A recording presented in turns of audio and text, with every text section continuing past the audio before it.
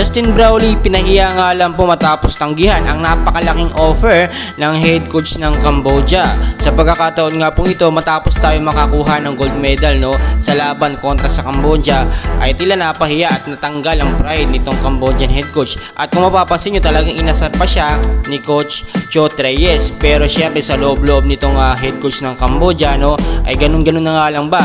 At napansin nila na talagang si Brownlee lang ang nagdala ng laban dito sa Gilas Pilipinas kontra sa koponan sa 6 na naturalized player ng Cambodia. At ito nga ang ginawa ng Cambodian head coach nito, gusto niya makuha itong si Brownlee, kaya naman nagbigay siya ng malaking offer dito.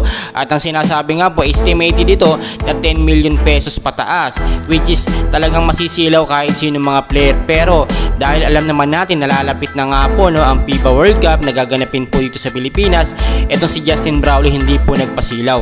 Nangibabaw pa rin sa kanya yung pagiging pusong Pinoy at yung larong basketball dito sa Pilipinas. Alam nyo guys, kahit hindi po ganoon kalaki ang binibigay na sahod ng SBP dito kay Justin Brownlee, ay talaga napaka-solid Pilipino, maka-Pilipino nito.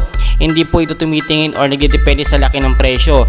Unlike po sa ibang mga basketball player, bago mo po mapalaro dito sa Pilipinas, sa Gilas Pilipinas, ay kinakailangan pa ng sobra or milyong-milyong pera para lang sila makapaglaro. Kaya naman nakakatuwa at nakaka-proud kahit ibang lahi or naturalized player itong si Brownlee ay talagang may pusong Pinoy. Biruin po ninyo, talagang ang laking pera na nang ino-offer ditong Cambodian head coach dito kay Brownlee, hindi niya tinanggap. Kasi nga naman kung sakali mapunta si Brownlee doon ay tila parang sasamantalahin lang siya itong Cambodian head coach, gagamitin lang yung galing ni Brownlee. Kaya naman si Brownlee mas pinili dito sa ating Gilas Pilipinas kasi nga naman napaka-solid ng ating suporta sa kanya at hindi yun mababayaran ng kahit gaanong kalaking halagang pera.